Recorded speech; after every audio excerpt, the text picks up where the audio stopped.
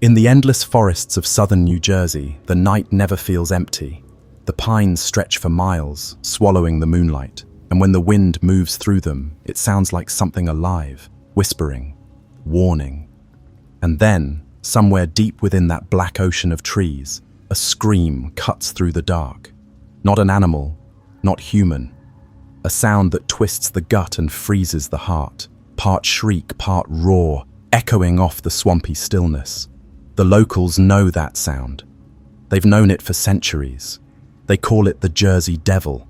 They say it flies on leathery wings, hooved and hollow-eyed, leaving clawed prints that vanish in straight lines across the frozen ground. Some swear they've seen it perch in the trees, watching. Others say it doesn't watch, it waits. And every time the wind howls through the Pine Barrens, you can almost hear it again, that unholy cry tearing through the dark, reminding anyone who listens, some legends were never meant to die. Before the panic, before the strange tracks in the snow, before the newspaper headlines and the armed mobs that would one day hunt for a monster in the dark, tangled wilderness of New Jersey, there was a story. A single, dark and deeply cautionary tale whispered by the fireside on the long, cold winter nights. It is a story of a curse, a story of a monstrous birth. It is the story of a woman named Mother Leeds and the terrible, unholy thing that she brought into this world. This is the origin myth, the book of Genesis for America's oldest, strangest, and most enduring of all native-born monsters. This is the birth of the Jersey Devil. To understand the horror of the story, you must first understand the world that created it. This was not the modern, crowded, suburban New Jersey of today. This was the early 18th century. This was the Pine Barrens, a vast, sprawling and deeply isolated wilderness, a million-acre ocean of dense pine forest, of cedar swamps the color of black tea, of sandy, unproductive soil. It was a place that was seen by the pious, God-fearing and largely prosperous Quakers who had settled the fertile lands of Philadelphia and West Jersey as a land of outcasts, a place apart. The Pine Barrens was the home of the Pineys, a rugged, insular, and deeply misunderstood people. They were the charcoal burners, the loggers, the bog iron workers, the people who lived a hard, impoverished, and often very lonely existence, wresting a meager living from the unforgiving land. It was a world that was physically and culturally a world away from the orderly, church-going society of the coastal towns. And in the minds of the outsiders, the Pine Barrens became a place of myth, of superstition, of a deep and abiding darkness. It was a place where witches were said to dance in the moonlit clearings, where strange spectral lights were said to float over the swamps, and where the devil himself was believed to wander in search of lost and vulnerable souls. It was into this world, the story says, in the year 1735, in a small, crude, and isolated cabin in the heart of the pines, that a woman known as Mother Leeds was about to give birth. Mother Leeds was, the legend tells us, a figure of profound and desperate misery. She was not a witch, not in the beginning. She was simply a poor, exhausted, and deeply overburdened woman. She already had 12 children. 12 hungry mouths to feed, 12 small bodies to clothe, 12 souls to care for, in a world that had given her nothing but hardship. And now, she was pregnant again, with her 13th. The number itself was an omen. 13. An unlucky, unholy, and deeply unsettling number. The number of the apostles at the Last Supper, with the great traitor Judas as the 13th. This pregnancy, for Mother Leeds, was not a blessing. It was a curse. It was the final breaking straw on the back of a life that was already broken. And so, on a dark and stormy night, as the winds of a great nor'easter howled through the pine trees like the screams of a damned soul, as the rain lashed against the flimsy walls of her small cabin, Mother Leeds, in the agonized and perhaps delirious throes of her labor, did a terrible thing. She cursed her own unborn child. She raised her fists to the heavens, to the God who had, it seemed, abandoned her, and she screamed out a blasphemous and deeply fateful curse. "I am tired of children," she cried. "Let this 13th one be the devil." The local women, the midwives, and the neighbors who had gathered to help her were horrified. They tried to calm her. They told her to be silent, to not tempt the dark forces that were always listening in the deep woods. But the words had been spoken. The invitation had been sent. And in the darkness of that stormy and now deeply unholy night, something had heard her, and something had answered. The birth at first was a normal one. The child, a boy, was born, seemingly healthy and perfectly formed. The midwives breathed a sigh of relief. They cleaned the child, they wrapped him in a blanket, and they presented him to his exhausted and now deeply remorseful mother. The curse, it seemed, had been just a moment of madness, a scream of pain that had been lost to the storm. And then it began to change. In the arms of its own mother, under the flickering, uncertain light of the tallow candles, the newborn infant began to transform. Its small human body began to writhe, to contort, to stretch, and to grow at a terrifying and deeply unnatural speed. Its head elongated, becoming a strange, grotesque, and almost horse-like shape. Its skin turned dark and leathery. Its small human eyes grew large, and they began to glow with a terrible and deeply malevolent red light. Its back arched, and from its shoulder blades, two great leathery and bat-like wings began to sprout, unfurling with a wet, tearing sound. Its legs grew long and thin, like those of a crane, but its feet, its human feet, hardened and split, becoming the cloven, black hooves of a goat. Its arms thinned, and its small, delicate baby hands contorted into sharp, vicious, three-fingered claws. And from the base of its spine, a long, forked and serpentine tail grew, lashing back and forth, knocking over the candles and plunging the room into a chaotic, terrifying darkness. And then the creature let out a sound. It was not the cry of a human baby.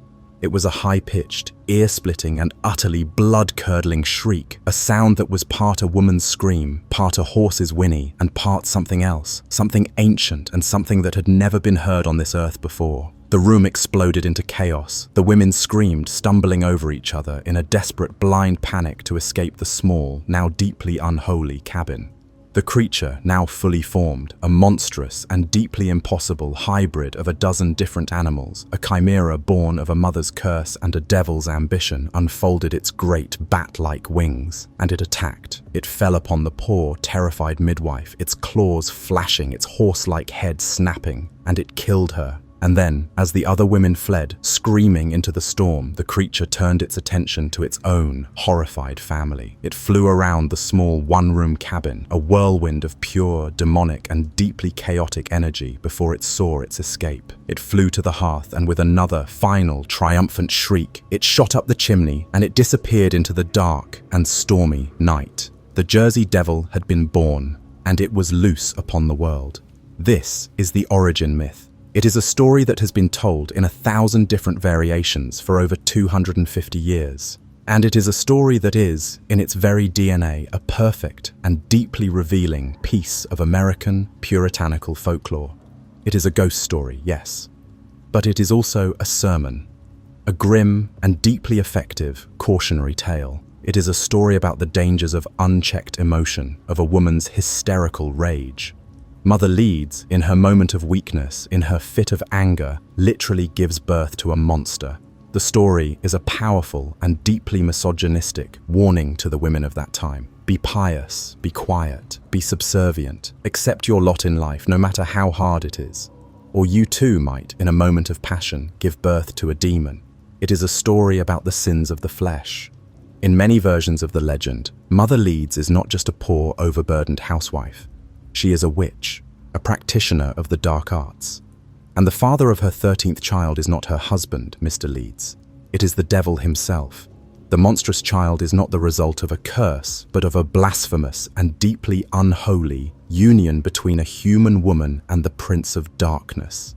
It is a story that is designed to police the boundaries of female sexuality, to warn of the monstrous consequences of a desire that is not sanctioned by the church and the state.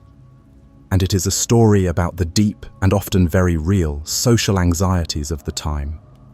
It is a story about the fear of the poor, of the outcast, of the people who lived beyond the pale in the dark and lawless wilderness of the Pine Barrens. The monster is not born in the clean, orderly, and God-fearing city of Philadelphia. It is born in the dirty, impoverished, and deeply suspect world of the Pines. The Jersey Devil, in this sense, is a projection of the fears of the prosperous, mainstream society, a monstrous caricature of the people that they had marginalized and abandoned. The people of the Pine Barrens were seen as different, as backward, as almost inhuman. And the story of the Leeds Devil was a way of confirming that suspicion, of saying that they were, in fact, so different, so other, that they were literally capable of giving birth to monsters. But the story of Mother Leeds is not just a sermon. It is not just a piece of social commentary. It is also a brilliant and deeply effective piece of horror writing. It is a story that is filled with a raw, primal, and deeply gothic terror. The setting is perfect. A lonely cabin in the heart of a vast, dark, and storm-tossed wilderness. It is a classic gothic trope, the isolated and vulnerable home besieged by the forces of a chaotic and deeply malevolent nature. The birth itself is a masterpiece of body horror. It is a scene that taps into the deep and often unspoken anxieties that surround the act of childbirth itself. The pain, the blood, the profound and often frightening transformation of the female body. The story of the Leeds Devil takes these very real and very natural fears, and it amplifies them to a supernatural and deeply monstrous extreme. The baby, the symbol of hope and of new life, is transformed into a creature of death and of pure demonic evil. The most natural of all human acts becomes the most unnatural and the most unholy of all events. And the monster itself, the creature that is born from this unholy union, it is a work of pure, chaotic, and deeply surrealistic genius. It is not a simple, recognizable monster like a wolf or a bat. It is a chimera, a collage of monstrous parts. The head of a horse, the wings of a bat, the hooves of a goat, the claws of a demon. It is a creature that should not exist. It is a biological absurdity. And it is this very absurdity, this refusal to fit into any of our known natural categories, that makes it so deeply and so enduringly unsettling. It is a monster that has been stitched together from the spare and often contradictory parts of a dozen different nightmares. This is the story that was whispered in the Pine Barrens for over 150 years. It was a local story, a piece of regional bogeyman folklore, a tale that was used to frighten children and to explain the strange and often terrifying sounds that were heard in the deep, dark woods at night. It was the private and deeply personal demon of a small and largely forgotten corner of America. But the creature, the story says, did not stay in its cradle. It flew up the chimney, and it escaped out into the world. And in the centuries that followed, the story of the Jersey Devil would escape too. It would fly out of the dark and deeply isolated wilderness of the Pine Barrens, and it would find a new and far larger home in the newspapers, the dime novels, and the bright, sensational, and deeply hungry imagination of a new and rapidly growing nation. The private demon of Mother Leeds was about to become a very public and very American nightmare. The sightings were about to begin. The creature was loose. Born in a tempest of blasphemy and blood, the 13th child of Mother Leeds had escaped its grim nativity, a shrieking, winged nightmare ascending into the storm-tossed skies of the Pine Barrens. The origin story, in all its gothic, puritanical horror, was a perfect and self-contained cautionary tale. But a monster, a truly successful one, cannot remain a memory. To survive, to thrive, it must be seen. It must leave tracks. It must become a living, breathing, and terrifying part of the world it now inhabits. And so, for the next 170 years, from the time of its supposed birth in 1735 until the great and explosive panic of 1909, the Jersey Devil did just that. It ceased to be just a story told about a single, terrible night in the past. It became a constant and deeply feared presence. It became the phantom predator of the pines, a creature that haunted not just the minds, but the very lives of the isolated and deeply superstitious people who called this strange and savage wilderness their home. The sightings from this long, dark, and largely undocumented period are not like the frantic, media-driven reports of the 20th century. These were not stories told to reporters or investigators. These were whispers, fragments, terrified first-hand accounts shared in the low, flickering light of a tavern fire or confessed in the hushed, sacred space of a prayer meeting.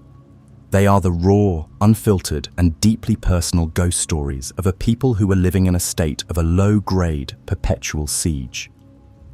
Imagine you are a charcoal burner in the late 18th century. Your life is one of profound and almost monastic solitude. You live for weeks, for months at a time, deep in the heart of the Pine Barrens, tending your slow-burning earthen mounds, the air thick with the acrid, woody smell of smoke. The forest is your home, your workplace, your world. You know its sounds, its secrets, its rhythms. You know the call of the whippoorwill, the rustle of a deer in the underbrush, the distant, lonely howl of a wolf. And then, one night, you hear a new sound. It is a sound that does not belong. It begins as a low, mournful cry, a sound that seems to come from a great distance. But then, it grows louder, closer, and it changes. It becomes a high-pitched, piercing, and utterly blood-curdling shriek, a sound that is part a woman's scream, part a horse's terrified whinny, and part something else, something ancient, something that makes the hair on your arms stand on end, and a cold, primal fear grip your heart. It is a sound of pure, unadulterated, and deeply unnatural agony, or of a pure and deeply malevolent rage. The sound passes, high overhead, through the canopy of the pine trees, and then it fades, as quickly as it began, leaving behind a silence that is now heavier, more watchful, and far more terrifying than it was before. You do not sleep for the rest of the night. You sit, your axe in your hand, your back to the fire, and you listen. And you know with a certainty that goes deeper than reason that you have just heard the cry of the Leeds devil. This was the most common form of the early encounters. The creature was a sound, a voice, a terrifying, disembodied shriek in the night. It was a phantom, a ghost of the airwaves.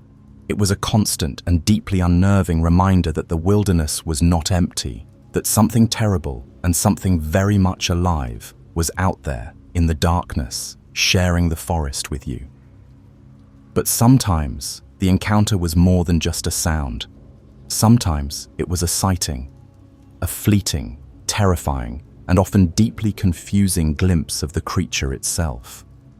Imagine you are a traveler, a merchant, making your way on horseback through the sandy, rutted, and deeply treacherous roads that cut through the Pine Barrens.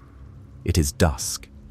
The light is failing. The tall, straight pine trees on either side of the road are becoming a dark, indistinguishable wall of blackness. And then, your horse stops. It rears, its eyes wide with terror, its nostrils flaring. It whinnies, a high-pitched, panicked sound. And you see what it sees.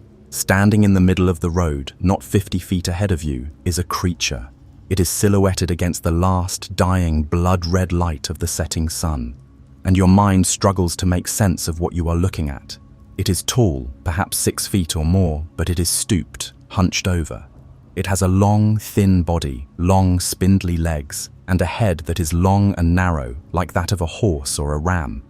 And from its back, you can see them. 2 great, large and leathery wings, like those of a bat, but far, far larger. They are folded, but even so they give the creature a strange, top-heavy and deeply unnatural silhouette. And its eyes. In the gathering gloom, you can see its eyes. 2 small burning points of a dull and deeply menacing red light. The creature stands there for a long, silent and eternal moment, and it stares at you. And then it unfolds its great wings, with a sound like old dry leather creaking, and with a single powerful beat, it leaps into the air, and it is gone, disappearing over the tops of the pine trees, leaving behind only the terrified, trembling body of your horse, and a cold, lingering spot of pure, undiluted terror in your own soul. These were the stories that began to circulate, to cross-pollinate, to create a coherent and deeply terrifying picture of the monster that was living in the pines. It was a creature of the air, a creature of the night, a creature with a terrible scream, a horse-like head, and the wings of a bat. And as the 19th century wore on, the creature, it seemed, was growing bolder. It was no longer content to just scream in the night or to stand menacingly in the middle of a lonely road. It began to interact with the human world. It began to attack. The attacks were not at first on people. They were on livestock. A farmer would wake in the morning to find a scene of carnage in his fields. His sheep, his chickens, even his cattle would be dead. But this was not the work of a normal predator. The bodies were not just killed, they were savaged. They were torn apart, ripped to shreds by a creature of a seemingly insane and deeply unnecessary level of violence. And often there would be tracks, strange and deeply unsettling cloven hoofprints like those of a deer or a goat, but they were the tracks of a creature that walked on two legs. And the tracks would often be found in impossible places, on the roofs of barns, on top of high fences, places that no normal, four-legged predator could possibly reach. The Jersey Devil was not just a phantom, it was a physical and deeply destructive predator. It was a creature that was beginning to test the boundaries, to push at the fragile wooden fences that separated the wild world of the forest from the tame, domestic world of the farm. The stories of these attacks grew more and more frequent, and they were often accompanied by a new and deeply personal form of a haunting. The creature was no longer content to just kill the animals. It began to torment the people. A family living in a lonely farmhouse would be besieged for weeks on end by the creature. They would hear its terrible shrieking cry, circling their house, night after agonizing night. They would hear its heavy, cloven hooves walking on their own roof. They would hear the sound of its great, leathery wings beating against the sides of their house. They would be living in a state of a supernatural siege, prisoners in their own home, tormented by a creature that they could hear, that they could feel, but that they could almost never see. And then there were the stories of the direct, physical encounters, the stories of the people who came face to face with the devil. One of the most famous of these early accounts is the story of Joseph Bonaparte, the elder brother of Napoleon Bonaparte, the former king of Spain. After his brother's defeat at Waterloo, Joseph went into exile, and he bought a large, sprawling estate in Bordentown, New Jersey, right on the edge of the Pine Barrens. He was a nobleman, a man of the world, a rationalist, and he was an avid hunter. One day, the story says, in the winter of 1820, Bonaparte was hunting alone in the snowy woods of his estate. He was tracking a deer, and he came across a set of strange and deeply baffling tracks in the snow. They were cloven hoofprints, but they were the tracks of a biped, and they were fresh. His curiosity piqued. He decided to follow them. The tracks led him deep into the woods, and then, in a small, silent clearing, he found the creature that had made them. He described it as a strange, horse-like animal that was walking on its two long hind legs with small, undeveloped forelegs. It had a long, serpentine neck and great bat-like wings, and it let out a strange hissing sound as it saw him. Bonaparte, a man who had seen the great and strange wonders of the world, was stunned. He raised his rifle to shoot, but in that moment, the creature with a single powerful leap launched itself into the air and disappeared over the trees. Joseph Bonaparte, the King of Spain, had just become one of the very first and most credible of all the Jersey Devil eyewitnesses. Another and far more terrifying story is told of a Commodore Stephen Decatur, a famous American naval hero of the early 19th century. Decatur was visiting a munitions factory in the Pine Barrens, the Hanover Iron Works, to test a new batch of cannonballs. And while he was there, he and the other men present witnessed a strange flying creature with a horse-like head and leathery wings circling in the sky overhead. Decatur, a man of action, ordered one of the cannons to be loaded and aimed at the beast. He fired. The cannonball, the story says, struck the creature directly. But it did not kill it. It did not even seem to harm it. The creature, with an unearthly shriek, simply turned and flew away, seemingly completely unfazed by having been hit by a cannonball. This story added a new and deeply terrifying element to the legend. The Jersey Devil was not just a monster, it was an invulnerable monster, a creature that could not be harmed by the most powerful weapons that man could create. And so, the legend grew. It was a slow, organic, and deeply cumulative process. Each new sighting, each new story, each new unexplained event was another layer of paint on an already terrifying portrait. The creature was a Frankenstein's monster of a legend, a thing that was being stitched together, piece by piece, from the fears, the superstitions, and the very real and often very strange experiences of the people who lived in this isolated and deeply haunted land. For 170 years, the Jersey Devil remained their secret, a local monster for a local population. It was a constant and deeply feared part of their world, as real to them as the pine trees and the sandy soil. The stories were told, the warnings were given, and the people learned to live with the knowledge that they were sharing their world with something that was ancient, that was powerful, and that was deeply and profoundly not of this earth. But this long, slow, and deeply intimate period of the haunting was about to come to a sudden and very spectacular end. The world outside the Pine Barrens, the world of the cities, of the telegraph, of the sensationalist penny press newspapers, was about to discover their monster. And in a single, cold, and deeply chaotic week in the winter of 1909, the quiet, whispering, and deeply personal horror of the Jersey Devil was about to explode. The private demon of the Pine Barrens was about to go on a rampage, and it was about to become the most famous and most terrifying monster in all of America. The Great Panic was about to begin. For 174 years, the Jersey Devil had been a ghost, a creature of the deep, dark, and isolated Pine Barrens. It was a whisper in the night, a local legend, a terrifying but distant bogeyman that belonged to the strange and superstitious people who lived in the woods. To the modern, sensible, and increasingly urban population of the bustling Delaware Valley, it was just a silly, backwards fairy tale, a joke. And then, for one single, cold, and utterly chaotic week in the winter of 1909, the joke became terrifyingly, undeniably real. It was the week that the devil left the pines. It was the week that the monster came to town.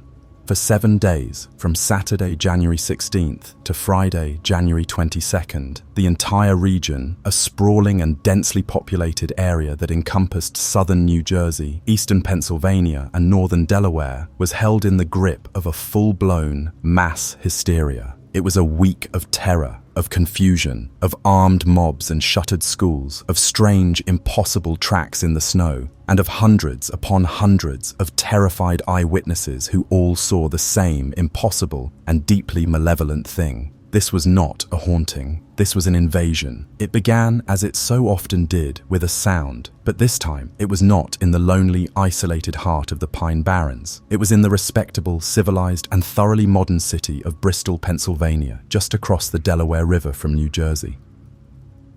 On the night of Saturday, January 16th, the residents of Bristol were woken from their sleep by a sound. A strange, high-pitched, and deeply unearthly cry. A sound that one witness would later describe as being like a combination of a skyrocket and a horse's whinny. The next morning, the first pieces of physical evidence were found. In the fresh, new-fallen snow, all over the town of Bristol and in the neighboring town of Burlington, New Jersey, were tracks. But they were not the tracks of any known animal. They were small, cloven hoofprints, like those of a deer or a goat. But they were the tracks of a biped, and they were in places that were utterly, completely impossible. They were found on the roofs of houses 3 and 4 stories high. They were found in the middle of wide open yards with no other tracks leading to or from them, as if a creature had simply dropped from the sky, taken a few steps, and then taken off again. They were found leading up to high, solid wooden fences, and then continuing on the other side, without any sign that the fence had been climbed or broken through. This was the first, strange, and deeply unsettling calling card of the visitor, and it was just the beginning. On Monday, the 18th, the sightings began in earnest. In Bristol, a postmaster named E.W. Minster was woken in the middle of the night by a strange flapping sound outside his window. He looked out and he saw it. A large crane-like creature with a head like a ram and long, glowing red eyes. It let out a terrible screeching cry and then it flew off into the darkness. A local police officer, James Sackville, saw the same creature and fired his revolver at it, but the bullets had no effect. The news began to spread, carried by the new and incredibly efficient technology of the telegraph. The local newspapers, smelling a sensational story, began to print the accounts. And as the story spread, so too did the sightings. It was as if the creature was on a tour, a terrifying and deeply public rampage through the most populated parts of the region. On Tuesday, the 19th, the chaos escalated. The creature, it seemed, was growing bolder, more aggressive. In the city of Gloucester, New Jersey, 2 men saw the creature and described it in now familiar terms. A head like a horse, the wings of a bat, and a terrible, unearthly scream. In the town of Haddon Heights, a trolley car, filled with late-night passengers, was reportedly attacked. The creature, described as a great, winged beast, circled the trolley, its terrifying screams causing the passengers to faint and the horses that pulled the car to bolt in terror. The conductor, a man named John Smith, was so frightened that he reportedly had to be revived with smelling salts. And the tracks. The tracks were now everywhere. They appeared in the snow in dozens of towns, all on the same night. They were in Camden, in Riverside, in Moorestown. They were in the backyards of prominent citizens. They were in the schoolyards.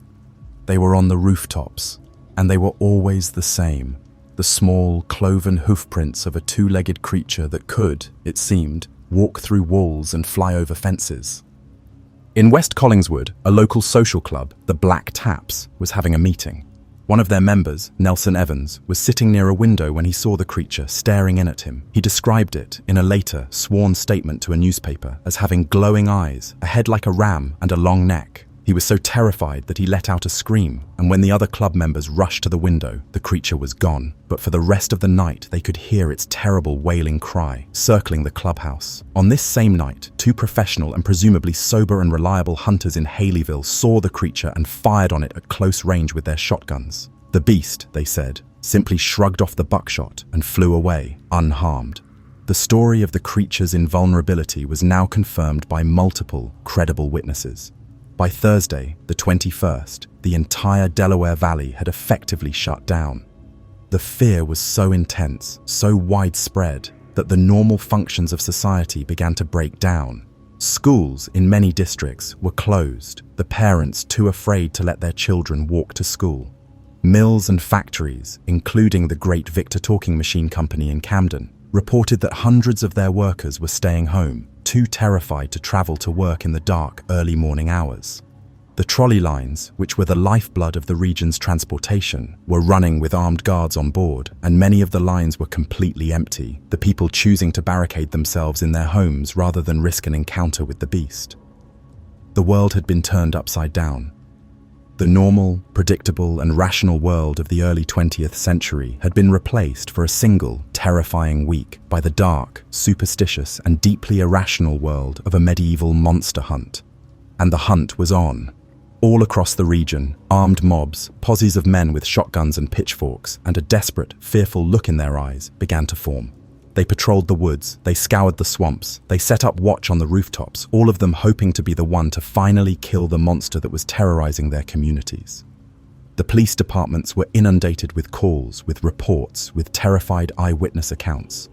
The situation was spiraling out of control, and then, just as the panic reached its absolute screaming crescendo, a new and deeply bizarre chapter of the story began. A local and deeply opportunistic museum owner and showman in Philadelphia, a man named Jacob Hope, who ran a dime museum, a place of curiosities and oddities, saw a business opportunity in the terror. He announced, in a great sensationalist poster, that he had captured the Jersey Devil. He claimed that it was the undoubted New Jersey Devil, and he invited the public to come and see the strange monster for a small admission fee. The people, desperate for some kind of resolution, for a chance to see the face of their tormentor, flocked to the museum, and what they saw was a kangaroo. A sad and probably very confused kangaroo that some local pranksters had painted with green stripes and had attached a pair of small, fake, leathery wings to its back. The monster was a hoax, a joke, and this single, ridiculous, and deeply cynical act of showmanship was, in a strange way, the beginning of the end. The tension, which had been stretched to a breaking point, suddenly snapped. The fear began to curdle into a kind of embarrassed and deeply angry ridicule. The newspapers, which had been fanning the flames of the panic all week, now began to mock the very story they had created. The great, terrifying, and seemingly supernatural monster was, it seemed, just a painted kangaroo. And then, as quickly as it had begun, it was over. On Friday, the 22nd, the sightings just stopped. The tracks in the snow were gone. The terrible, shrieking cry was no longer heard in the night. The Jersey Devil, after its one spectacular and deeply chaotic week of fame, had, it seemed, simply flown back to its old, dark, and forgotten home in the heart of the Pine Barrens. The Great Panic of 1909 was over. The schools reopened. The factories went back to work. The world, slowly and sheepishly, returned to normal. But the mystery remained. What had happened? What had over 1,000 people in over 30 different towns all seen or thought they had seen during that one single terrifying week? Was it all just a mass hysteria, a collective delusion, a story that had been started by a few isolated and probably mistaken eyewitnesses, and then been whipped into a frenzy by a deeply irresponsible and profit-hungry press? Was it a series of hoaxes, a collection of pranks like the painted kangaroo that had gotten out of hand? Or was it a case of mass misidentification, of people seeing a strange and perhaps out of place but perfectly normal animal like a sandhill crane, and their terrified and suggestion-primed minds had transformed it into a monster? Or was it something else? Was it possible that for one strange and deeply inexplicable week, a real and very strange creature had, for its own inscrutable reasons, decided to leave its deep wilderness home and to take a tour of the human world? Had the Jersey Devil, the old, forgotten and deeply local monster of the Pine Barrens, simply decided that it was time to introduce himself to his new and very noisy neighbors? We will never know. The Great Panic of 1909 remains the single, largest and most intense concentrated outbreak of mass monster sightings in the history of the United States. It is a perfect and deeply terrifying case study in the power of fear, the power of the media, and the strange and often very thin line that separates our own rational, modern world from the older, darker, and far more chaotic world of the monster. The devil had come to town, and he had proven in one short and deeply unforgettable week that he was very, very real, at least for a little while. The storm had passed. The Great Panic of 1909, the week of terror that had brought the entire Delaware Valley to a standstill, had ended as abruptly as it had begun. The strange, cloven tracks had melted with the snow. The terrifying, unearthly shriek was no longer heard in the night. The schools and the factories had reopened. The world, it seemed, had returned to normal. But the silence that followed was a different kind of silence. It was not the quiet, dismissive silence that had preceded the panic. It was a heavy, watchful, and deeply changed silence. The Jersey Devil was no longer a joke. It was no longer a quaint, backwoods superstition that belonged to the strange and forgotten people of the Pine Barrens. For one chaotic week, it had been terrifyingly, undeniably real. And the story of that week, the story of the invasion, was not going to be forgotten. The Great Panic of 1909 was the moment that the Jersey Devil was truly born, not as a creature of folklore, but as a creature of the media. It was the moment that the private, local demon of the Pines escaped its cage and became a public and deeply American nightmare. The devil had gone national. The engine of this transformation was the newspaper. In the early 20th century, the newspaper was the internet, the television, and the social media feed, all rolled into one. It was the great and often deeply irresponsible engine of the national conversation. And the story of the Jersey Devil was a newspaper story made in heaven, or perhaps more accurately, in hell. It was a story that had everything: a terrifying and bizarre monster, a panicked and hysterical populace, a direct and inexplicable clash between the wild and the civilized. And the newspapers of the era, the great sensationalist, yellow journalism papers of Philadelphia and New York, seized upon the story with a ravenous and deeply profitable hunger. In the days and weeks that followed the Great Panic, they kept the story alive. They ran follow-up articles. They published lurid and often wildly imaginative sketches of the creature. They interviewed every self-proclaimed eyewitness they could find. They were not just reporting on a story, they were creating a mythology. The descriptions of the creature, which had been chaotic and contradictory during the panic itself, now began to solidify, to coalesce into a single, iconic, and deeply monstrous image. The newspapers, through their artists and their writers, created the official version of the Jersey Devil. A creature with the head of a horse, the great leathery wings of a bat, the long, spindly legs of a crane, the cloven hooves of a goat, and a long, forked serpentine tail. It was a chimera, a biological absurdity, a monster that had been stitched together from the spare parts of a dozen different fears. And it was this image, the image created by the newspapers, that would become the definitive and enduring face of the monster. And as the story spread, from the local papers of the Delaware Valley to the national press, the Jersey Devil was transformed from a local terror into a national celebrity. He was no longer just a monster. He was a phenomenon. He was a puzzle to be solved, a mystery to be debated, a creature to be hunted. And in America, in a country that has always been obsessed with the new, the strange, and the sensational, there is no greater and no more profitable form of celebrity than that of a monster. And no one understood this better than the great and deeply cynical masters of American entertainment. The dime museum owners, the carnival barkers, the circus proprietors. They saw in the story of the Jersey Devil a golden opportunity. The first and most comical of these attempts to capitalize on the fear was the captured devil of the Philadelphia museum owner, Jacob Hope. His painted kangaroo, with its fake, leathery wings, was a crude and deeply transparent hoax. But it was a brilliant piece of showmanship. It was a way of transforming the terrifying, unseen monster of the headlines into a safe, contained, and ultimately laughable spectacle. It was a way for the public to confront their fears, to look the monster in the eye, and to find that it was, in the end, just a strange and slightly ridiculous animal. It was a form of a collective and deeply commercialized exorcism. But the greatest and most famous of all the American showmen, the undisputed king of the strange and the sensational, also saw the potential in this new and very famous monster. And that man was Phineas T. Barnum. P.T. Barnum, the founder of the Barnum and Bailey Circus, the greatest show on earth, was a man who had built an empire on the American public's insatiable appetite for the bizarre. He had showcased giants and dwarfs, bearded ladies and conjoined twins. He had blurred the line between the real and the fake, between the natural and the monstrous, and he had become a very, very rich man in the process.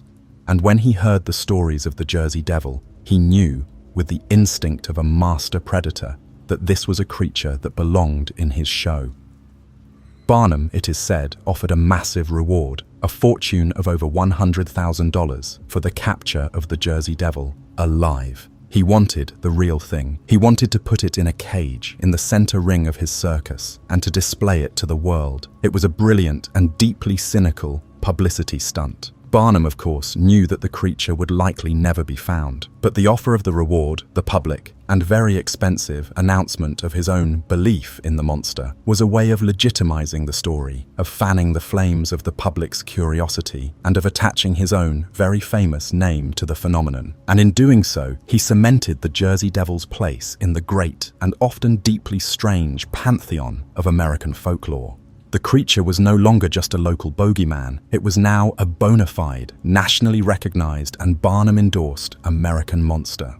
It had joined the ranks of Paul Bunyan, of Pecos Bill, of all the other larger-than-life figures of the American tall tale. But the Jersey Devil was different. He was not a hero. He was not a symbol of the nation's strength and ingenuity.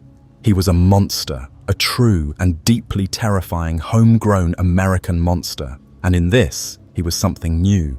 The other great monsters of the American imagination, the vampire, the werewolf, the ghost, were all imports. They were old-world fears, creatures that had traveled over from the dark, Gothic forests of Europe. But the Jersey Devil was our own. He was born here, in the dark, strange, and often violent soil of the New World. And his story was a deeply and uniquely American one. He was a creature of the frontier, a symbol of the terrifying, untamed wilderness that the early colonists had to confront. He was a creature of a deep and deeply American religious anxiety, a monster born of a puritanical fear of sin, of witchcraft, of a God who was not a distant, benevolent father, but a close and often terrifyingly wrathful judge. And he was a creature of a uniquely American and deeply modern form of a celebrity that was born from the strange and often very cynical marriage of genuine grassroots fear and a professional top-down media sensationalism. The Jersey Devil became a cultural phenomenon. He was a monster, but he was also a piece of entertainment. He was the subject of jokes, of cartoons, of songs. His name and his strange, unforgettable, chimeric form became a part of the national vocabulary. He was a creature that was both a source of a deep and often very real terror, and a source of a strange and deeply American form of a local and even national pride. He was our monster. And as the 20th century wore on, as the Great Panic of 1909 faded from living memory and into the realm of history, the Jersey Devil did not disappear. He simply retreated back into the shadows of the pines, back into the world of the story. But he was now a different and far more powerful kind of a story. He was no longer just a local, oral tradition. He was a documented and deeply famous piece of American history. The newspaper articles, the sworn affidavits, the books that were written about the 1909 panic, all served as a new and far more permanent kind of a scripture for the monster. They were the textual proof of his existence. And so, the sightings, which had never truly stopped, now took on a new and more confident tone. The eyewitnesses of the 20th century were not just seeing a strange, nameless creature in the woods. They knew what they were seeing. They were seeing the Jersey Devil, the famous one, the one from the papers. The legend had created a self-fulfilling prophecy. It had given people a name and a shape for the strange and the unexplained things that they saw in the dark. The Jersey Devil had become a permanent and deeply cherished part of the cultural landscape of New Jersey. He became the state's unofficial mascot, its most famous and most infamous resident. He was the namesake of a professional hockey team, the New Jersey Devils. His image was on t-shirts, on coffee mugs, on tourist souvenirs. The creature that had once brought the entire state to a standstill in a grip of pure, unadulterated terror was now a beloved and deeply profitable local celebrity. This is the strange and deeply American life cycle of a monster. It is born in a moment of genuine and often very localized fear. It is then discovered, amplified, and often deeply distorted by the powerful engine of the mass media. It becomes a national sensation, a piece of entertainment, a commodity, and then, finally, it settles into a comfortable and often deeply ironic role as a beloved and largely harmless piece of local color. But the story of the Jersey Devil is not quite that simple. Because unlike so many other monsters, he has never been fully and completely tamed. The original, terrifying, and deeply inexplicable core of the legend has never been fully extinguished. The jokes, the hockey team, the tourist traps, they are all just a thin and often very fragile layer of a cultural scar tissue, grown over a wound that has never, ever truly healed. Because the Pine Barrens are still there, they are still a vast, dark, and deeply mysterious place. And the people who live there still, sometimes, see things in the dark that they cannot explain. They still, sometimes, hear a strange and deeply unearthly scream, echoing through the pine trees on a cold winter's night. The devil had gone national. He had become a celebrity. He had become a joke. But he had never, ever truly gone away. And as the 20th century turned into the 21st, as a new age of digital media and viral, online legends was about to begin, The old and very tired monster of the pines was about to find a new and very powerful kind of a resurrection. The devil, it seemed, was about to go viral. The panic was over, the headlines had faded, the monster, it seemed, had retreated back into the deep, dark and conveniently distant woods of the Pine Barrens. The world of the 20th century, a world of electric lights, of automobiles, of a proud and unshakable faith in the power of science and reason, could now breathe a collective sigh of relief. The strange medieval madness of the 1909 panic had been a brief and deeply embarrassing aberration. It was over. And now it was time for the men in the clean, white lab coats, the men of science, the zoologists, the historians, the skeptics, to arrive on the scene and to perform the final and most necessary of all rituals, the debunking. A monster like the Jersey Devil cannot be allowed to exist in the modern, rational world. It is a bug in the code, a ghost in the machine, a chaotic and deeply unacceptable variable in an equation that is supposed to be neat, tidy, and predictable. And so, the full and often very arrogant force of scientific rationalism was brought to bear on the legend. The goal was simple: to kill the monster not with a silver bullet or a stake through the heart, but with a far more modern and far more lethal weapon. An explanation. The hunt for a rational explanation for the Jersey Devil has been a long and surprisingly passionate one. It is a puzzle that has intrigued and frustrated skeptics for over a century, and the theories they have produced are a fascinating and often deeply imaginative collection of scientific what-ifs.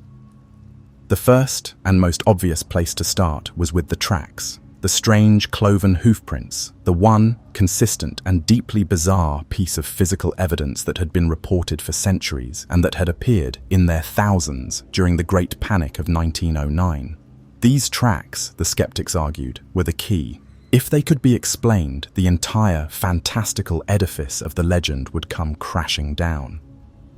The most common and most enduring of these explanations is that the tracks were simply a hoax, a great and deeply ambitious practical joke. The theory goes that some clever and deeply mischievous individual, or perhaps a group of them, had, in the dead of night, taken a horse's hoof, mounted it on a stick, and had gone around town after town, stamping the strange bipedal tracks into the fresh, new-fallen snow. The sightings, then, were not the cause of the panic, but the result of it. The tracks appeared first. They created a sense of mystery and fear, and then the suggestible and already terrified populace began to see the monster that their minds now expected to see. It is a neat, tidy, and deeply cynical explanation, but it is one that is riddled with its own gaping holes. Are we to believe that a single prankster, or even a small team of them, could, in a single night, cover the dozens of towns, spread out over hundreds of square miles where the tracks were reported?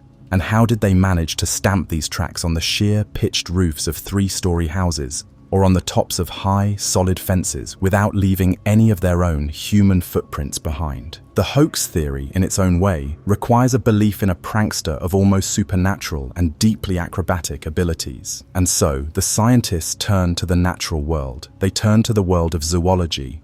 The Jersey Devil, they argued, was not a monster. It was a case of mistaken identity, a real, and perhaps slightly strange but perfectly normal animal that had been seen in a poor light by a frightened and unreliable witness, and that had been transformed through the powerful and deeply distorting lens of fear and folklore into a demon. And the prime suspect, the creature that has been offered up time and time again as the true biological identity of the Jersey Devil, is the sandhill crane. On the surface, this theory has a great deal of merit. The sandhill crane is a large and deeply impressive bird. It can stand up to 4 feet tall, and it has a wingspan of over 6 feet. It has long, thin, spindly legs, a long serpentine neck, and a powerful spear-like beak. And it has a call, a loud, rattling, and deeply unearthly bugling cry that, to the uninitiated, can sound truly and deeply terrifying. A large crane, seen at dusk, taking off or landing in a marshy, fog-shrouded field, its great wings beating, its strange, prehistoric-sounding cry echoing in the twilight, could, a skeptic might argue, very easily be mistaken for a strange, winged and vaguely horse-headed monster. But the sandhill crane theory has one very large and very fatal flaw. The sandhill crane is not, and has never been, a native resident of the New Jersey Pine Barrens. While a few stray migratory individuals might on very rare occasions pass through the area, there is not, and has never been, a large resident population of these birds in the region. It is simply impossible that the hundreds, if not thousands, of sightings that have been reported over the last 250 years could all be explained by a bird that, for all intents and purposes, does not live there. The sandhill crane is a beautiful and deeply plausible theory, but it is a theory that is, unfortunately, geographically and biologically, a complete and utter non-starter. And so, the search for a rational zoological culprit continued. Perhaps some have suggested the creature was an escaped and deeply out-of-place exotic animal. The 19th and early 20th centuries were an age of private menageries, of traveling circuses, of a largely unregulated trade in exotic animals. Is it possible that a kangaroo, escaped from a traveling show, could have been the source of the legend? A kangaroo is, after all, a large, bipedal creature that moves in a strange, bounding fashion, and whose long, horse-like face could, in the dark, be mistaken for something more monstrous. This theory, of course, gained a great deal of traction after the painted kangaroo hoax of 1909, but it cannot account for the wings, it cannot account for the scream, and it cannot account for the sheer geographical and historical breadth of the sightings. Or perhaps, and this is one of the more creative and more bizarre of the theories, the Jersey Devil is, in fact, a species of bat, a very, very large bat. Proponents of this theory point to the hammer-headed bat, a large fruit bat from the forests of equatorial Africa. It is a strange and deeply unsettling-looking creature. The male of the species has a massive and strangely horse-like head, with a huge bony rostrum that it uses as a resonating chamber for its loud honking calls. A creature like this, seen outside of its native habitat, would be a terrifying and deeply inexplicable sight. But like the sandhill crane, the hammer-headed bat has one very simple and very fatal flaw as a suspect. It lives in Africa. There is absolutely no evidence that it has ever, at any point in history, lived in the wilds of New Jersey. And so, the scientific search for a single biological culprit, for a Mr. X of the animal kingdom who could be unmasked as the true Jersey Devil, has always ended in failure, in frustration, in a deep and deeply unsatisfying dead end.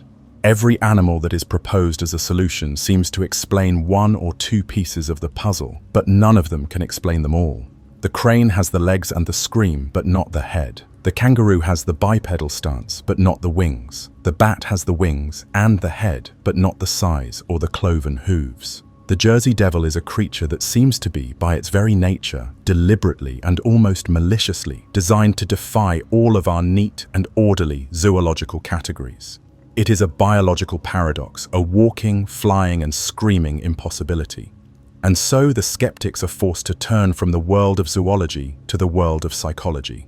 If the monster is not a real animal, then it must be a phantom of the mind, an idea, a hallucination, a mass hysteria.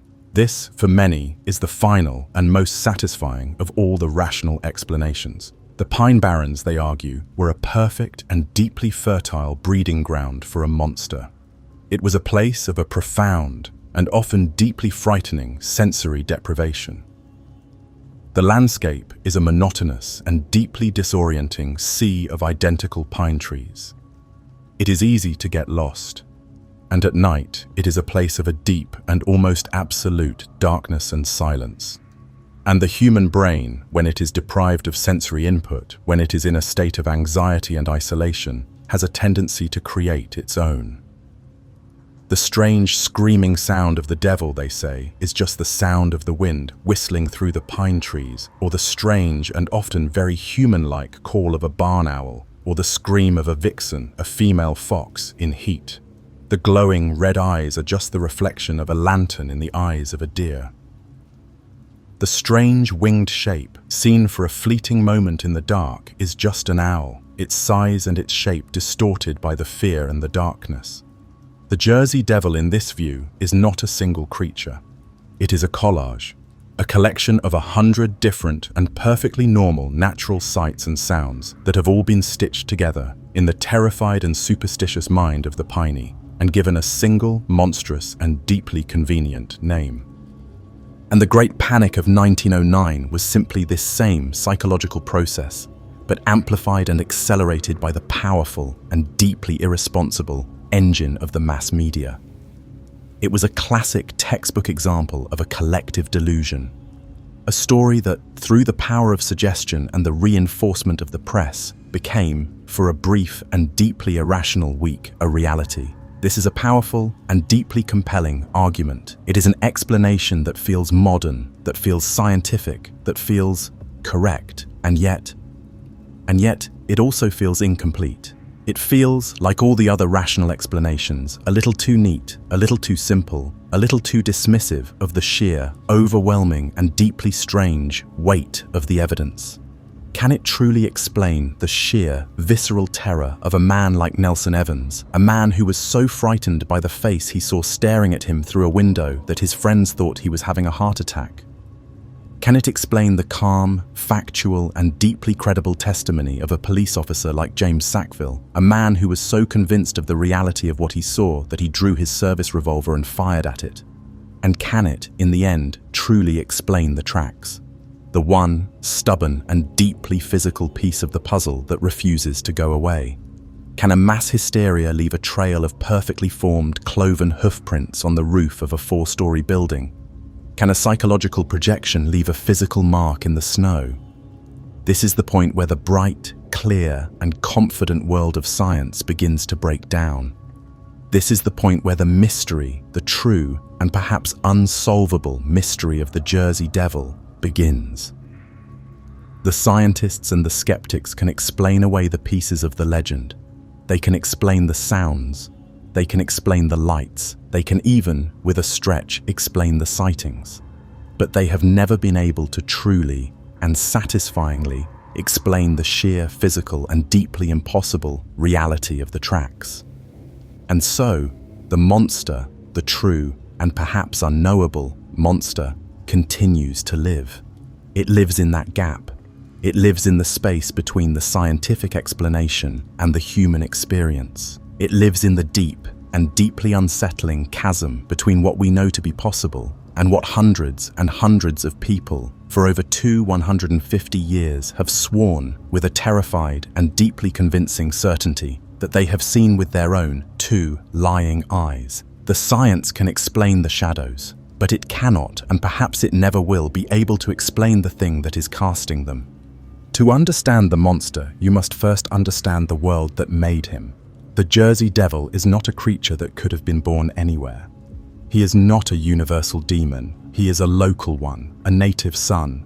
He is a monster that is so completely, so deeply, and so inextricably woven into the very fabric of his environment that it is impossible to separate the creature from his creator. And his creator is not a cursed woman named Mother Leeds. His creator is the land itself.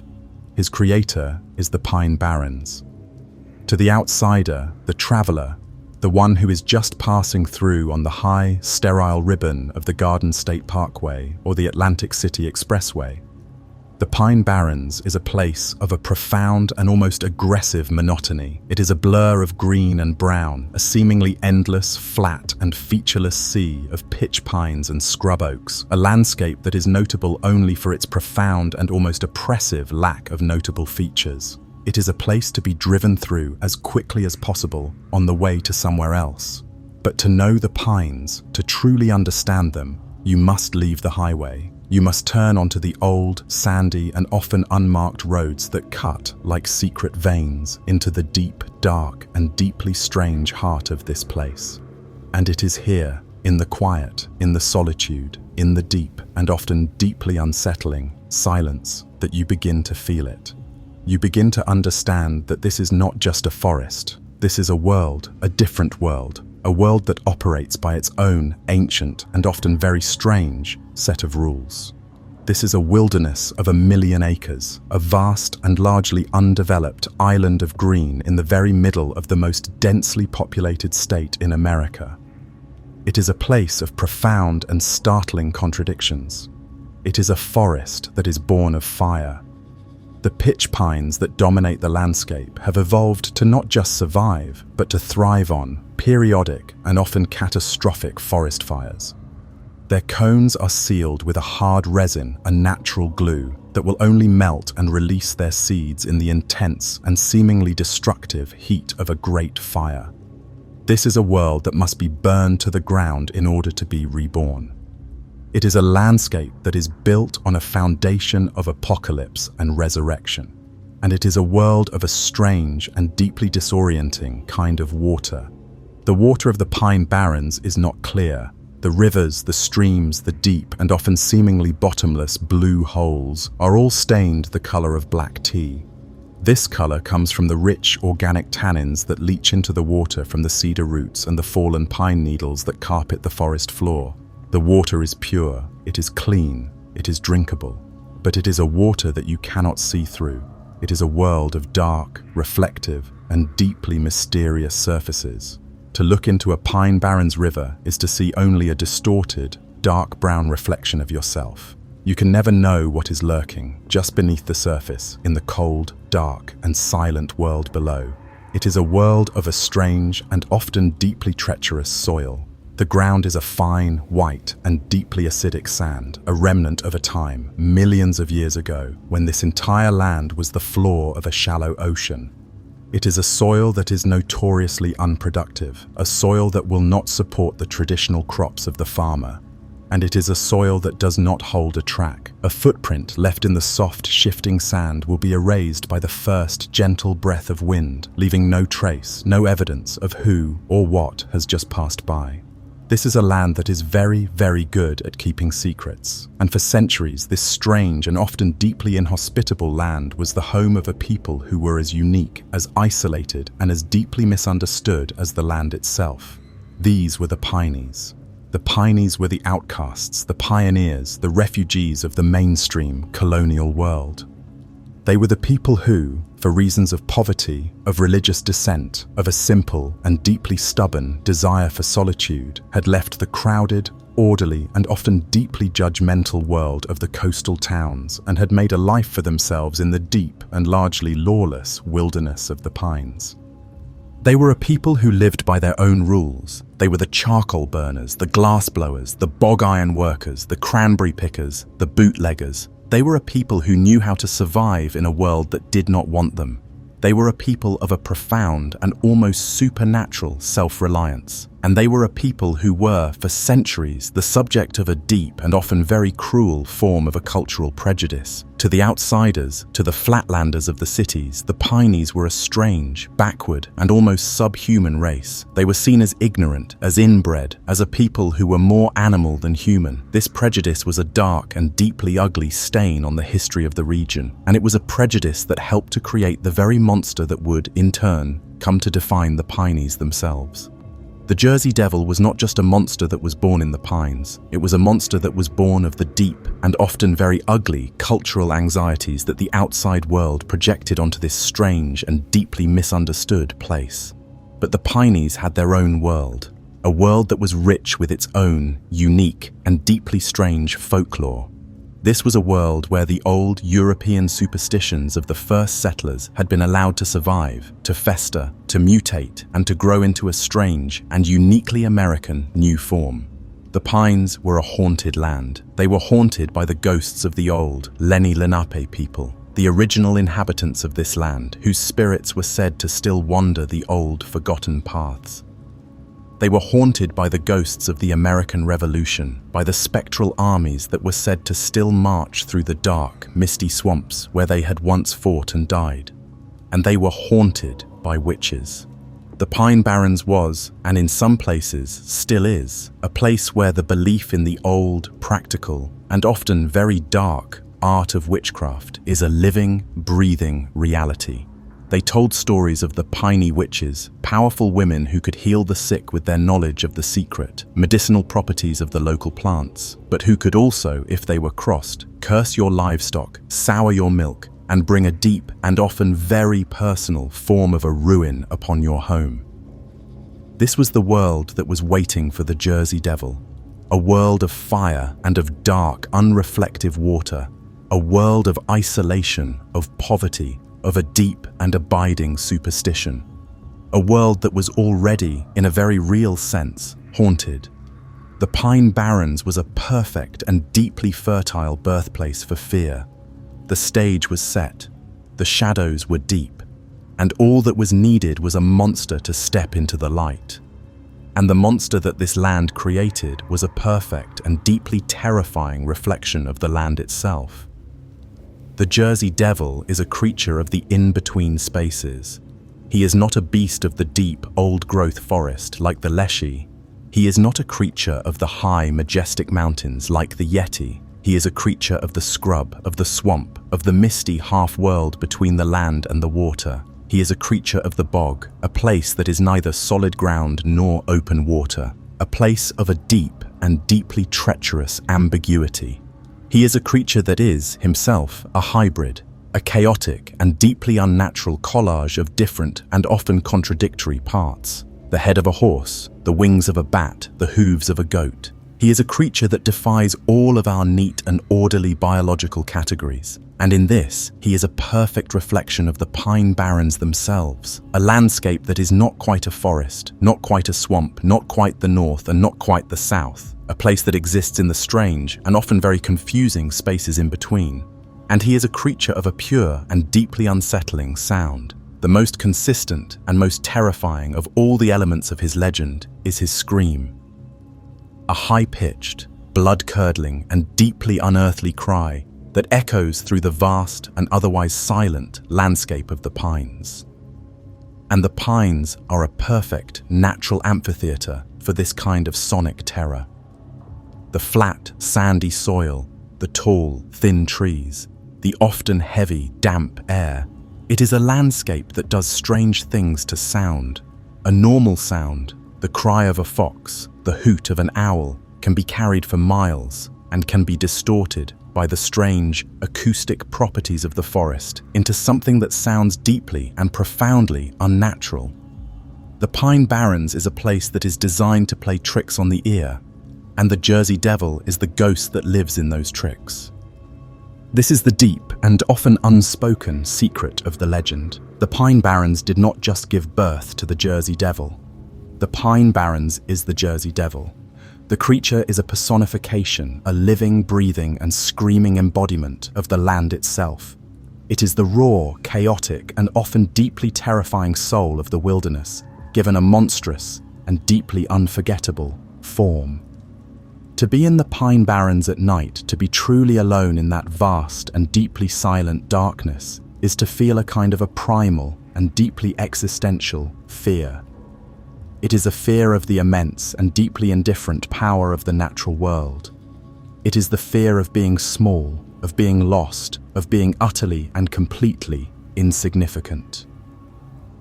And the Jersey Devil is the name that we have given to that feeling.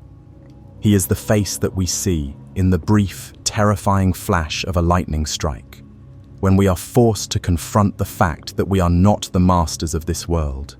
We are just a small and very frightened species huddled around a fire, and the wilderness, the great, dark, and very, very old wilderness, is still and always will be the king. The world moved on. The great horse-drawn terror of the 1909 panic gave way to the greater and far more real terrors of the 20th century. 2 world wars, a Great Depression, the Cold War, the dawning of the atomic age. Humanity had found new and far more terrible monsters to fear.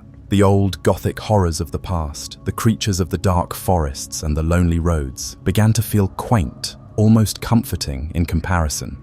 It seemed as if the Jersey Devil, like so many other local bogeymen, would be a casualty of modernity, a creature destined to be forgotten, a ghost that would simply fade away in the bright, unforgiving, and relentlessly rational light of the new century. But the devil, it seems, is a stubborn and remarkably resilient beast. He did not fade. He did not go away. He simply retreated, for a time, back into the deep, dark, and ever-patient heart of his kingdom in the Pine Barrens. He went quiet. He waited. He watched. And as the 20th century unfolded, and as the world began to change in ways that no one could have ever imagined, the old and seemingly outdated monster of the pines began to change with it. He began to adapt, he began to evolve, and he began to prove that even in our modern, technological, and deeply skeptical world, there is still, and will always be, a place for a good, old-fashioned, and deeply terrifying American monster. The sightings, which had never truly stopped, continued throughout the 20th century. But they were different now. They were no longer the stuff of mass hysteria. They were quieter, more personal, more isolated. They were the strange, and often deeply unsettling, stories of ordinary people in the middle of their ordinary modern lives who, for a few terrifying moments, came face to face with something completely and utterly extraordinary. These were the stories of police officers, of park rangers, of soldiers, of sober, reliable, and highly trained observers who were not prone to flights of fancy. In the 1950s and 60s, a rash of sightings occurred around the area of the Joint Base McGuire-Dix Lakehurst, a massive military installation in the heart of the Pine Barrens. Soldiers on patrol at night would report seeing a strange, winged creature, matching the classic description of the devil, perched on the fences of the base or flying silently over the runways. In 1957, a group of firefighters responding to a blaze in the woods near Mays Landing were confronted by a terrifying, screeching, and vaguely humanoid creature that was seen dancing in the flames, its form silhouetted against the fire before it disappeared into the smoke. In 1960, a group of police officers in Hamilton Township were called to a local farm, where the farmer claimed that his chickens were being killed by a strange creature. The two officers, upon arriving, heard a loud, unearthly, and deeply terrifying shriek. They saw a large, dark shape take off from the fields and fly into the woods. And they found, in the dirt, a series of strange and deeply unidentifiable cloven hoof prints. These were not the stories of frightened, superstitious peasants from a bygone era. These were the official, documented reports of trained, modern, and deeply bewildered law enforcement officers. The monster was changing. In these modern accounts, he was less of a demonic, supernatural entity and more of a biological one. He was becoming a cryptid, a hidden animal, an unknown and deeply elusive species that was the subject, not of theological debate, but of a new and burgeoning kind of a paranormal science. The Jersey Devil was being absorbed into the same cryptozoological category as Bigfoot and the Loch Ness Monster. He was no longer a sign of a mother's curse, but a potential and deeply exciting zoological discovery. This new cryptozoological framing of the monster gave birth to a new kind of a hunter. The old torch and pitchfork-wielding mobs of 1909 were replaced by a new and far more dedicated breed of investigator. These were the amateur cryptozoologists, the weekend warriors of the weird, who would spend their free time venturing deep into the Pine Barrens, armed not with shotguns but with cameras, with plaster casting kits, with audio recorders, all of them hoping to be the one to finally capture the definitive and deeply elusive proof of the creature's existence. And this new modern hunt created a new and deeply modern kind of a folklore of near misses of tantalizing but ultimately inconclusive evidence. The internet, as it exploded into public consciousness in the late 1990s and early 2000s, became the great and deeply chaotic repository for this new digital folklore. The old word-of-mouth legends were replaced by a new and far more immediate form of storytelling, the online forum post. A person would have a strange, terrifying encounter in the pines.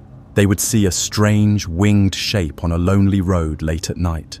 They would hear the scream, and they would come home, their hands still trembling, and they would go online to a paranormal message board, and they would share their story anonymously with a global community of fellow believers. And the evidence, the proof, also became digital. The strange, cloven tracks in the mud were now being photographed with digital cameras. The strange, unearthly screams in the night were now being recorded on digital audio devices. The blurry, fleeting, and deeply unsatisfying glimpses of the creature itself were now being captured in all their low-resolution glory on the first clumsy and deeply pixelated video cameras. The Jersey Devil was going viral. A new wave of sightings and of evidence began to spread through the internet in the early 21st century. There was the infamous golf course video from 2015, a short, shaky piece of cell phone footage that showed a strange, dark, and vaguely bat-like creature flying awkwardly over the treetops of a golf course in Galloway Township. The video was an immediate sensation. Was this it? Was this the first, clear, and undeniable footage of the Jersey Devil in flight?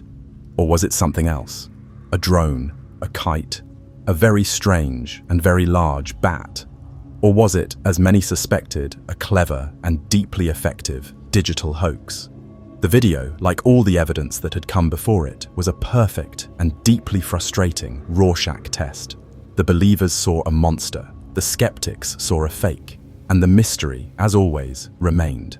And the creature was not just a creature of the deep, dark woods anymore. It had, in a strange and deeply ironic twist, become a true and very modern Jersey Devil. The sightings began to cluster, not in the most remote and isolated parts of the Pine Barrens, but in the strange and often deeply unsettling suburban borderlands, the places where the relentless, creeping sprawl of the New Jersey suburbs had pushed up against the edges of the ancient and deeply resistant wilderness. People would report seeing the creature in their own suburban backyards, perched on their swing sets, or staring at them from the dark, unlit space between their house and their neighbors. A delivery driver in the early 2000s, in a quiet middle-class neighborhood, swore that he saw a large, grey, kangaroo-like creature with leathery wings hopping down a suburban street in the middle of the afternoon. The monster, it seemed, was adapting. It was learning to live in the strange, new, and often deeply unnatural ecosystem of the American suburb.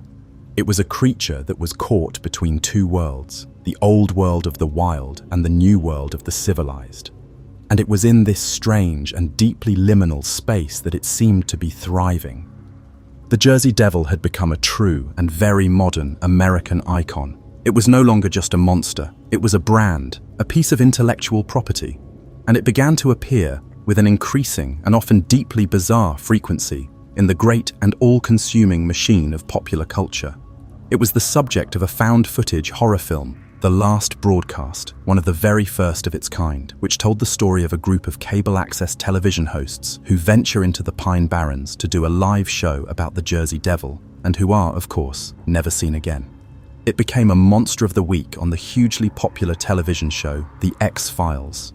In the episode, Mulder and Scully travel to the Pine Barrens, and they find a creature that is not a supernatural demon, but a strange and deeply tragic relict hominid, a kind of devolved, feral human being, a missing link that is living in the woods. The show had taken the old supernatural legend, and it had given it a new and deeply scientific-sounding cryptozoological makeover. It became a video game character, a powerful, boss-level monster in games like Castlevania and The Wolf Among Us. And it even, in the ultimate act of pop culture absorption, became a character in the children's cartoon My Little Pony: Friendship is Magic. The monster, it seemed, had been completely and utterly tamed. It had been transformed from a creature of genuine and often very personal terror into a safe, familiar, and deeply marketable piece of entertainment. And yet, for all its modern resurrections, for all its fame, for all its transformation into a digital ghost and a pop culture icon, the original, dark, and deeply unsettling heart of the legend has never, ever truly gone away. Because the Pine Barrens are still there, and they are still a very strange and very wild place. And the people who live there, the people who know the land, who know its secrets, who know its sounds, still tell the stories. They still sometimes see a strange and deeply unidentifiable set of cloven tracks in the soft, sandy soil of a lonely road. They still sometimes, on a cold, clear, and deeply silent winter's night, hear a sound that is not the wind, a sound that is not a fox, a high-pitched, blood-curdling, and deeply and profoundly unnatural scream that echoes for a moment through the tall, dark, and ever-watchful pine trees. The devil in modern times has learned to wear many new masks, He is a cryptid. He is an internet icon. He is a video game monster.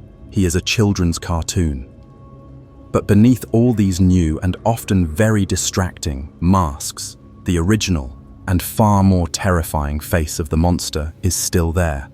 The legend of the Jersey Devil survives because it is a story that is as adaptable, as resilient, and as deeply and stubbornly persistent as the strange and often very brutal wilderness from which it was born. It is a story that has survived the coming of the cities, the coming of the highways, the coming of the internet. It is a story that has looked the bright, hard, and deeply skeptical light of the modern world directly in the eye, and it has not flinched. The monster has evolved. It has adapted. It has learned to live in our new and often very strange world, but it has never, ever truly been tamed. It is still out there, in the pines, and it is still screaming. And so, we come to the end of the hunt, the trail of cloven hoofprints, a trail that began in the dark and deeply superstitious imagination of the 18th century, has led us through the bloody historical terror of the Great Panic of 1909, through the cold, sterile, and ultimately unsatisfying corridors of modern science, and into the bright, chaotic, and deeply strange digital wilderness of our own modern age. We have listened to the whispers. We have examined the evidence. We have tried to put a name and a reason to the shadow that has haunted this one specific and deeply strange corner of America for nearly 300 years. And now, after all of it, we are left standing at the edge of the great, dark, and silent forest, with the smell of pine and damp earth in the air, and the final and most important of all the questions still hanging unanswered before us. Is the Jersey Devil real? The answer is a deeply and profoundly unsatisfying yes and no. And perhaps most terrifyingly of all, it doesn't matter. Is there a literal, biological, and zoologically undiscovered creature with the head of a horse and the wings of a bat living and breeding in the Pine Barrens of New Jersey? Almost certainly not. The laws of biology, of ecology, are stubborn and unforgiving things. A creature of that size, a breeding population of such creatures, would require a massive territory, a huge amount of food. It would leave behind evidence. It would leave behind bodies, bones, nests, kill sites. And in 300 years of searching, not one single, solitary and scientifically verifiable piece of physical evidence of such a creature has ever been found. The cage, it would seem, is empty. But to dismiss the Jersey Devil as not real is to be lazy. It is to be arrogant. It is to ignore the one, single, great, and undeniable truth that lies at the very heart of this story. The fear is real. The terror is real. The sightings, the sounds, the strange, unsettling, and often life-altering experiences of thousands of people for hundreds of years are real. Something is happening in the Pine Barrens.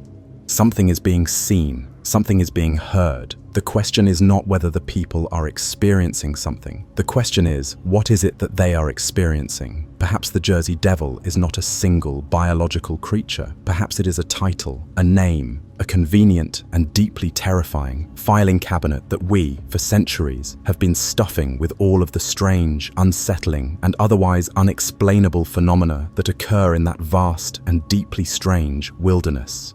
The strange, blood-curdling scream in the night, the call of a vixen, a barn owl, distorted by the strange acoustic properties of the forest. We file it under Jersey Devil. The strange, cloven tracks in the snow, the work of a clever prankster, or the overlapping prints of a deer or a rabbit, melted and distorted by the sun. We file it under Jersey Devil. The strange winged shape, seen for a fleeting moment in the glare of a car's headlights. A great blue heron, a sandhill crane, a large owl, its familiar shape rendered monstrous and unrecognizable by the shock, the darkness, and the power of suggestion. We file it under Jersey Devil. In this view, the Jersey Devil is not a monster. It is a mosaic. It is a collection of 1,000 different and perfectly mundane and rationally explainable events that have all been stitched together by the powerful and deeply creative thread of folklore into the shape of a single, terrifying and deeply satisfying monster. But this explanation, as neat and as logical as it is, still feels incomplete. It feels like it is missing the heart of the story. It does not account for the sheer, visceral, and often deeply personal terror of the eyewitnesses. It does not account for the strange and often deeply intelligent behavior of the creature. And it does not and cannot explain the profound and deeply unsettling sense of a single, coherent, and malevolent personality that seems to run like a dark red thread through all of these disparate accounts. And so, we are left with a final and far more terrifying possibility.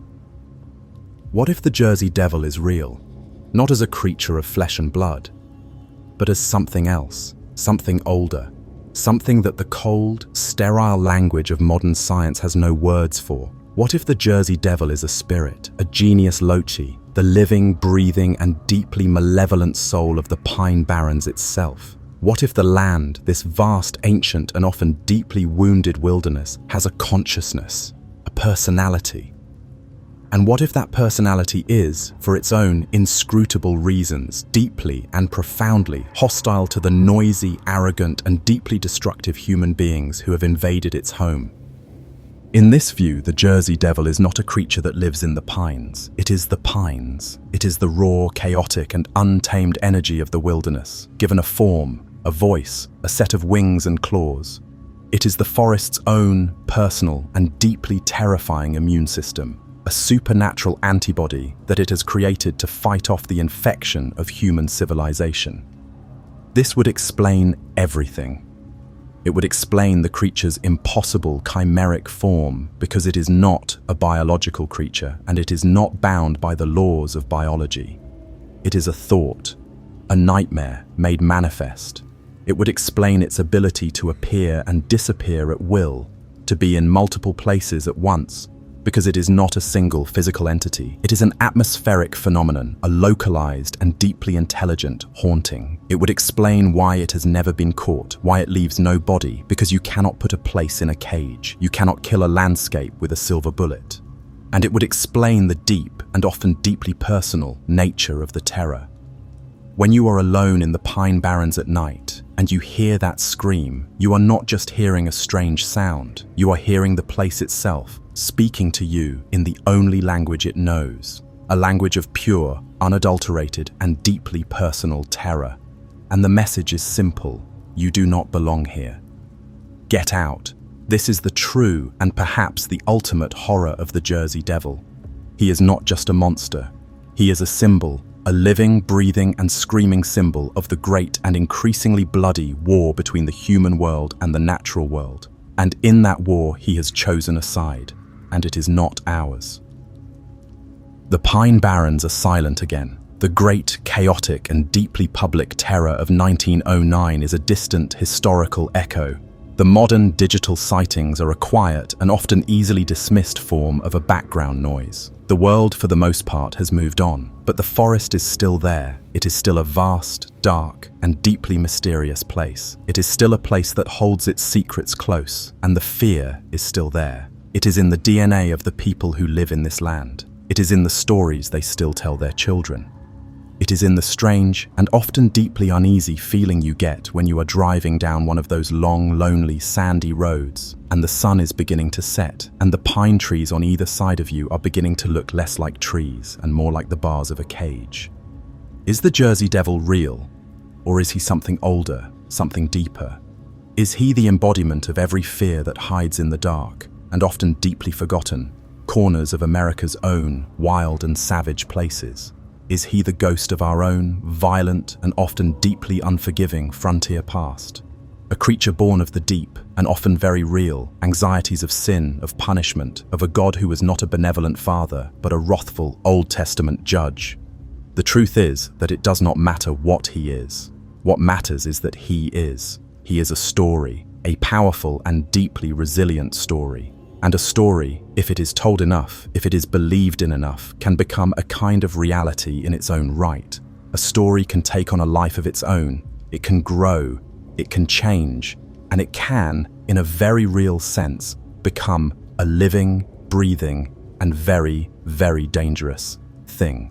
And so, the final and most chilling thought is this: As you listen to this story, as you think about the dark and deeply haunted history of this strange and deeply American monster, his hourglass is draining.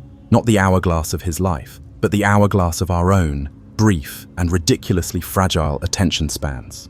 But the story of the Jersey Devil is a patient one. It has survived for 300 years. It will survive for 300 more. It will wait. It will wait for the next great and deeply anxious moment in our own human history. It will wait for the next time we are afraid, for the next time we feel powerless, for the next time we need a monster to blame for the things that we cannot explain.